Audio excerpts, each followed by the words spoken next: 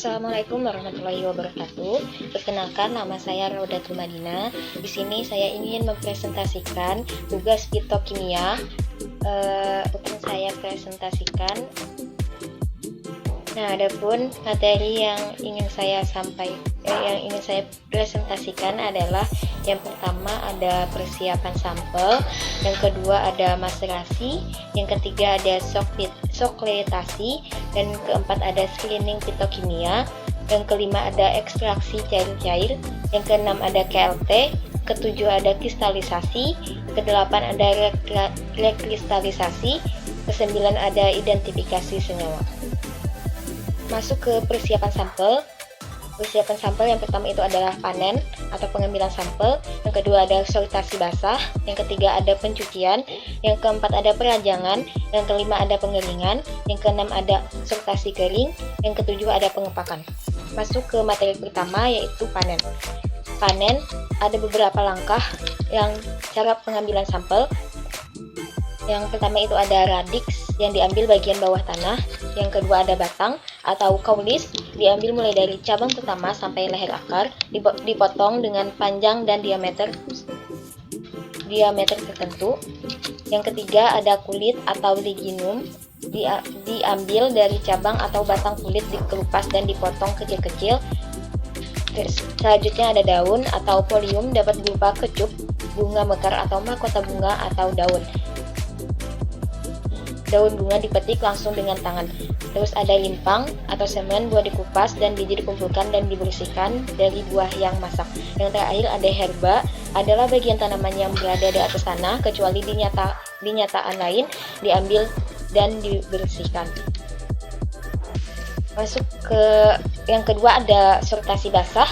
Sortasi basah adalah proses pemilahan bahan alam segera setelah dipanen dengan tujuan untuk mengurangi bahan alam rusak. Yang ketiga ada pencucian. Pencucian ini dilakukan untuk menghilangkan tanah dan kotoran yang melekat pada bahan alam yang akan digunakan. Yang keempat ada perajangan. Proses perajangan berarti memperkecil ukuran dari bahan alam dan memperluas daerah kontak bahan alam untuk penguapan air.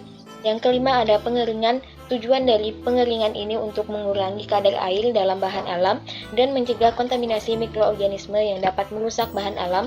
Adapun metode untuk pengeringan ini ada dua. Metode pengeringan alami yaitu dikeringkan di sinar matahari langsung atau diangin-anginkan.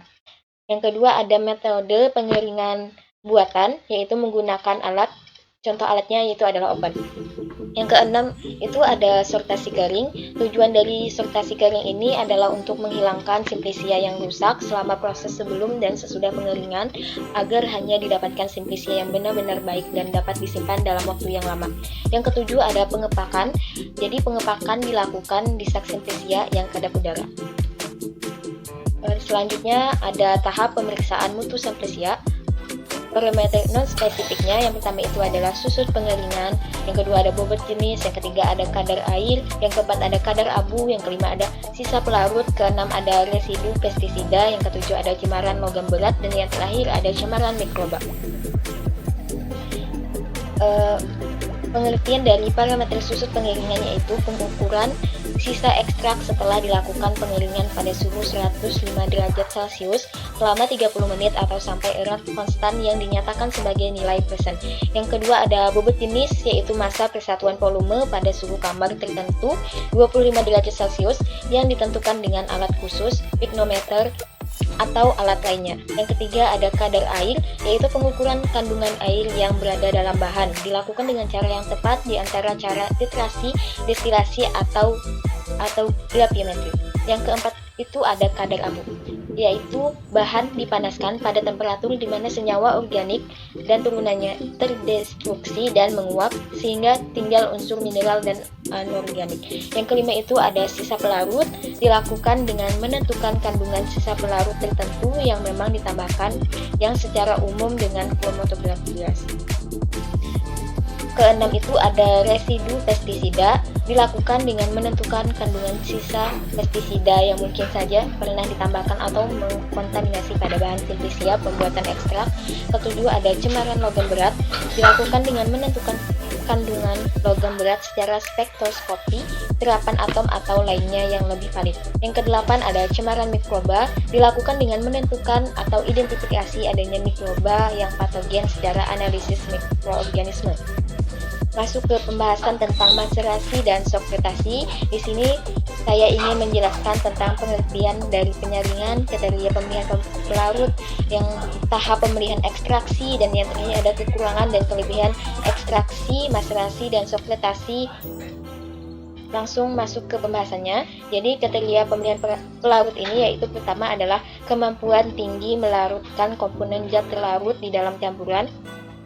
Yang kedua ada kemampuan tinggi untuk diambil kembali perbedaan berat jenis antara ekstrak rafinat lebih besar, dan keempat ada pelarut dan larutan yang akan diekstraksi harus tidak mudah campur.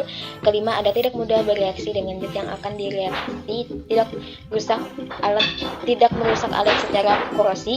Yang keenam ada tidak mudah terbakar. Yang ketujuh tidak beracun dan harganya relatif murah. Martinus dan Hewani 2004-2005. Penyarian. Jadi penyarian adalah penarikan zat aktif yang didinginkan dari bahan mentah obat dengan menggunakan pelarut yang sesuai, di mana zat aktif yang didinginkan akan terlarut.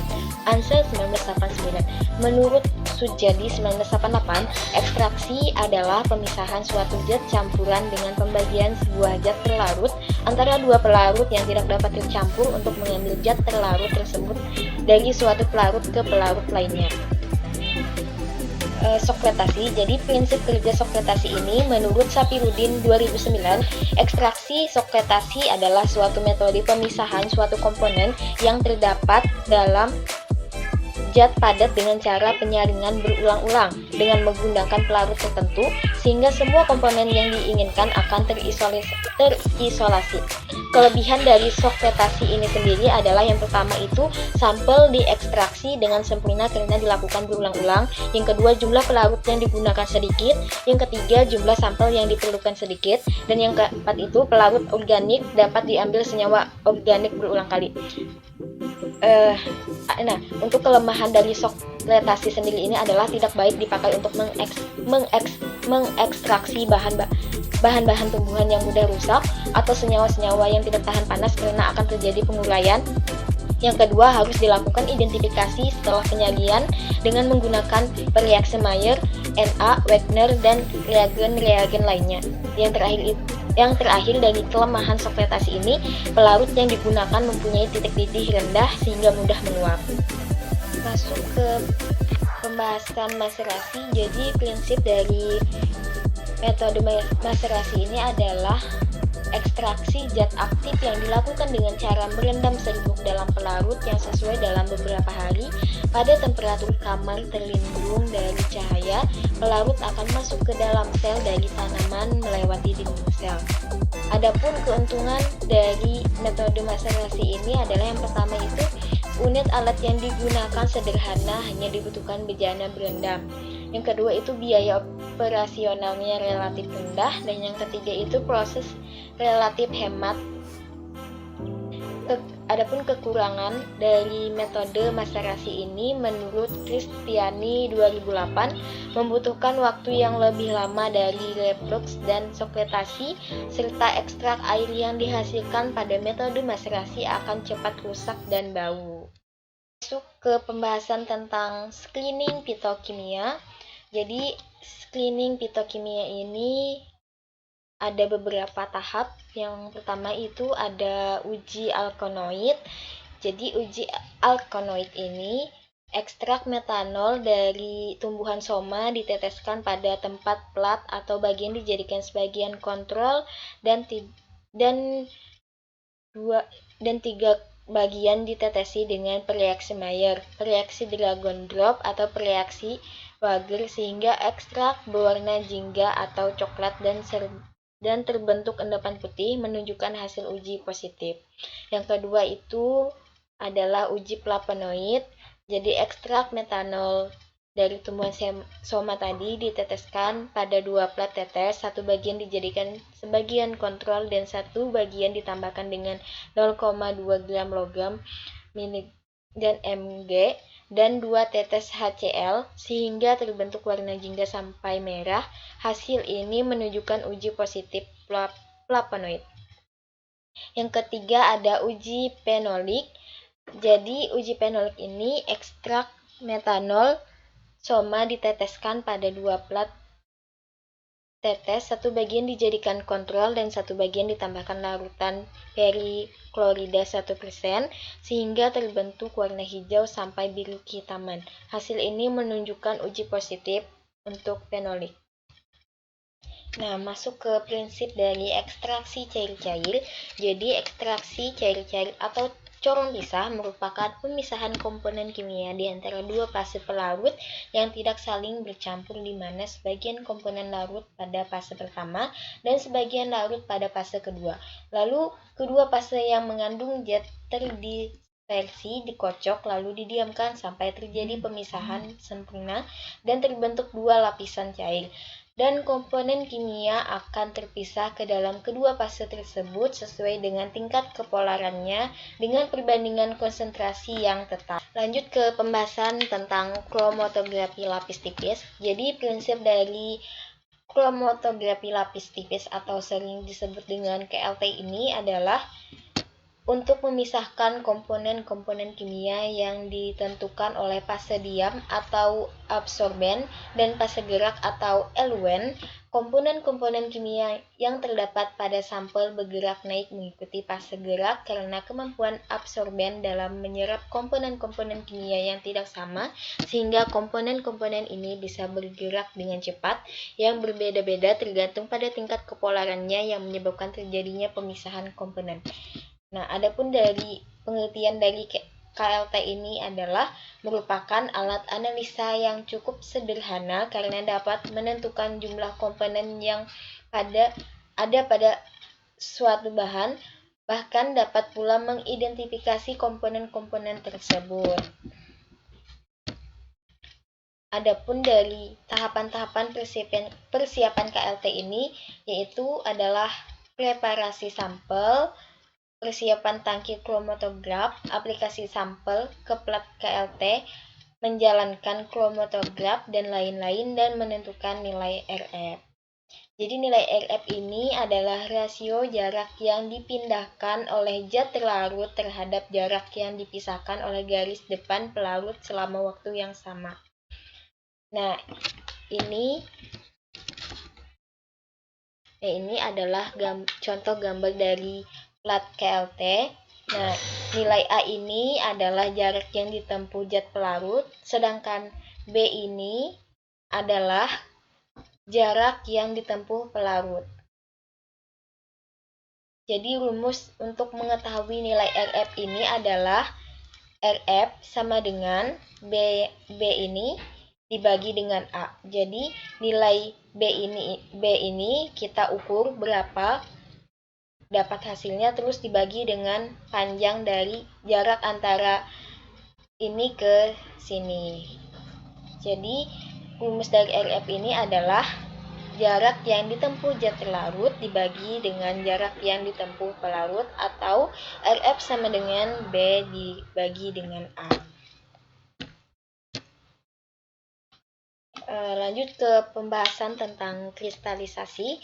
Jadi kristalisasi ini adalah suatu pembentukan partikel padatan di dalam sebuah fase homogen. Pembentukan partikel padatan dapat terjadi dari fase uap seperti pada proses pembentukan kristal salju, atau sebagai pemadatan suatu cairan pada titik lelehnya, atau sebagai kristalisasi dalam suatu larutan cair, menurut Fahri dan kawan-kawan 2008. Adapun tahap dari kristalisasi ini yaitu adalah 4 tahap pada proses kristalisasi, meliputi yaitu pertama adalah pembentukan lewat jenuh atau lewat dingin, yang kedua ada nukleasi atau pembentukan kristal inti kristal, pembentukan kristal, dan rekristalisasi atau pengaturan kembali struktur kristalin sampai mencapai energi terendah. Selanjutnya ada rekristalisasi. Jadi Jadi rekristalisasi ini adalah proses pemurnian suatu zat padat dari pengotornya dengan cara mengkristalkan kembali zat tersebut setelah dilarutkan dalam pelarut yang sesuai. Prinsip dasar dari proses rekristalisasi adalah perbedaan kelarutan antara zat pengotornya karena konsentrasi total pengotor biasanya lebih kecil dari konsentrasi zat yang dimurnikan dalam kondisi dingin.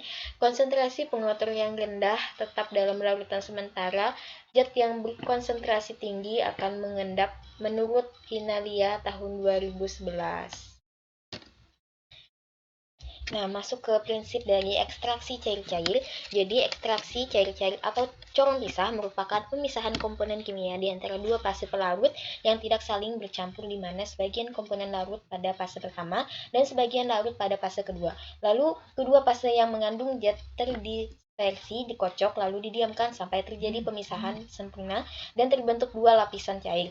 Dan komponen kimia akan terpisah ke dalam kedua fase tersebut sesuai dengan tingkat kepolarannya dengan perbandingan konsentrasi yang tetap.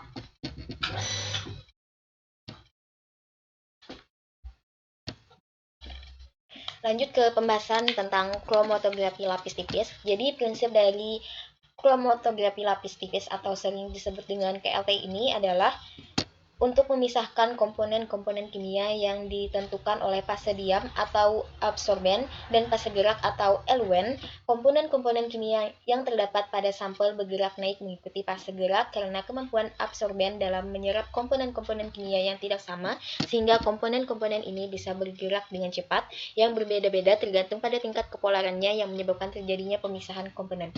Nah, adapun dari pengertian dari KLT ini adalah merupakan alat analisa yang cukup sederhana karena dapat menentukan jumlah komponen yang ada pada suatu bahan, bahkan dapat pula mengidentifikasi komponen-komponen tersebut. Adapun dari tahapan-tahapan persiapan KLT ini yaitu adalah preparasi sampel, persiapan tangki kromatograf, aplikasi sampel ke plat KLT, menjalankan kromatograf, dan lain-lain, dan menentukan nilai RF.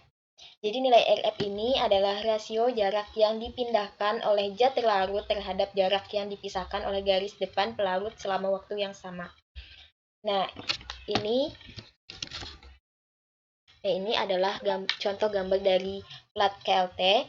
Nah, nilai A ini adalah jarak yang ditempuh zat pelarut, sedangkan B ini adalah jarak yang ditempuh pelarut. Jadi rumus untuk mengetahui nilai RF ini adalah RF sama dengan B ini dibagi dengan A. Jadi nilai B ini kita ukur berapa, dapat hasilnya terus dibagi dengan panjang dari jarak antara ini ke sini. Jadi rumus dari RF ini adalah jarak yang ditempuh zat pelarut dibagi dengan jarak yang ditempuh pelarut, atau RF sama dengan B dibagi dengan A. Lanjut ke pembahasan tentang kristalisasi. Jadi kristalisasi ini adalah suatu pembentukan partikel padatan di dalam sebuah fase homogen. Pembentukan partikel padatan dapat terjadi dari fase uap seperti pada proses pembentukan kristal salju, atau sebagai pemadatan suatu cairan pada titik lelehnya, atau sebagai kristalisasi dalam suatu larutan cair, menurut Fahri dan kawan-kawan 2008. Adapun tahap dari kristalisasi ini yaitu adalah 4 tahap pada proses kristalisasi meliputi, yaitu pertama adalah pembentukan lewat jenuh atau lewat dingin, yang kedua ada nukleasi atau pembentukan kristal inti kristal, pembentukan kristal, dan rekristalisasi atau pengaturan kembali struktur kristalin sampai mencapai energi terendah. Selanjutnya ada rekristalisasi. Jadi rekristalisasi ini adalah proses pemurnian suatu zat padat dari pengotornya dengan cara mengkristalkan kembali zat tersebut setelah dilarutkan dalam pelarut yang sesuai. Prinsip dasar dari proses rekristalisasi adalah perbedaan kelarutan antara zat pengotornya karena konsentrasi total pengotor biasanya lebih kecil dari konsentrasi zat yang dimurnikan dalam kondisi dingin. Konsentrasi pengotor yang rendah tetap dalam larutan sementara, zat yang berkonsentrasi tinggi akan mengendap menurut Hinalia tahun 2011. Pembahasan dari rekristalisasi ini ada beberapa tahapan ada 7 tahapan dari proses rekristalisasi ini, yaitu yang pertama adalah memilih pelarut, melarutkan zat pelarut, menghilangkan warna pelarut, memindahkan zat padat, mengkristalkan zat larutan, mengumpul dan mencuci kristal, biasanya menggunakan filtrat dan mengeringkan produknya atau hasil menurut Williamson 1999. Menentukan pelarut adalah faktor utama dalam rekristalisasi karena keberhasilan rekristalisasi tergantung pada penggunaan pelarut yang sesuai. Ada beberapa syarat yang harus diperhatikan dalam pemilihan pelarut, yaitu sebagai berikut. Yang pertama itu, partikel zat terlarut tidak larut pada pelarut dingin, tapi larut dalam pelarut panas. Yang kedua itu, pelarut hanya dapat melarutkan zat yang akan dimurnikan dan tidak melarutkan zat pencemarnya. Yang ketiga, ada titik didih terlarut harus lebih rendah dari titik leleh zat yang akan dimurnikan, agar zat yang dimurnikan tidak terurai saat pemanasan berlangsung. Yang keempat, ada kelarutan merupakan fungsi dari polaritas pelarut dan zat larut atau light dissolved light, di mana pelarut polar akan melarutkan senyawa polar, pelarut nonpolar akan melarutkan senyawa nonpolar. Identifikasi senyawa. Jadi dalam jurnal yang saya dapat, saya menemukan 2 metode identifikasi senyawa pada jurnal tersebut, yaitu yang pertama ada identifikasi senyawa menggunakan metode spektrofotometer pipis, dan yang kedua itu dia menggunakan spektrofotometer inframerah. Jadi di dalam jurnalnya itu identifikasi senyawanya isolat diidentifikasi menggunakan spektrofotometer pipis dan spektrofotometer inframerah untuk mengetahui golongan senyawa alkaloid apa yang terdapat pada kulit batang mangga.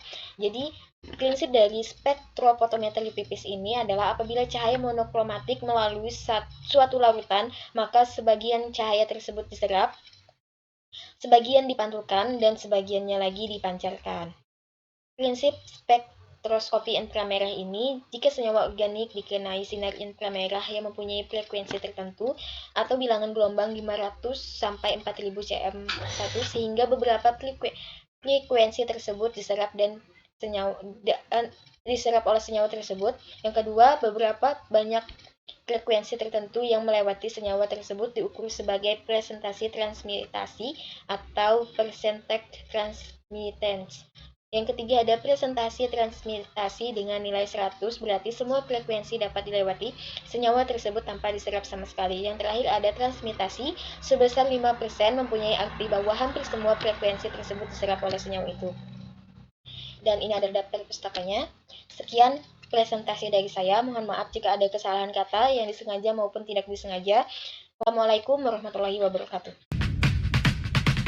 Give 'em prayer hands, say what's up America. Half of you should know me, right?